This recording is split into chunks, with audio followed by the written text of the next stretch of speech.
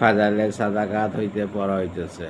তারপর এমন সময় আসিল, যখন হুজুর সাল্লাল্লাহু আলাইহি ওয়াসাল্লাম একবার সদকা করিবার উৎসাহ প্রদান করিলেন। তখন নিজের সমস্ত মালের অর্ধেক অংশ সদকা করিলেন। তার অগত সম্পদের অনুমান উহা দ্বারাও হইতে পারে, যা একটু আগে উল্লেখ করা হইয়াছে যে, শুধু মিশরের ব্যবসা হইতে সামান বোঝায় 100 উট আসিয়াছিল, যা সম্পূর্ণ তিনি সদকা করিয়া দিলেন। উহার পর একবার তিনি 40,000 দিনার স্বর্ণমুদ্রা সদকা করিলেন।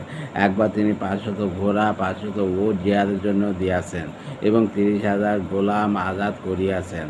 অন্য এক বর্ণনায় আছে 30,000 পরিবার আজাদ করিয়াছেন।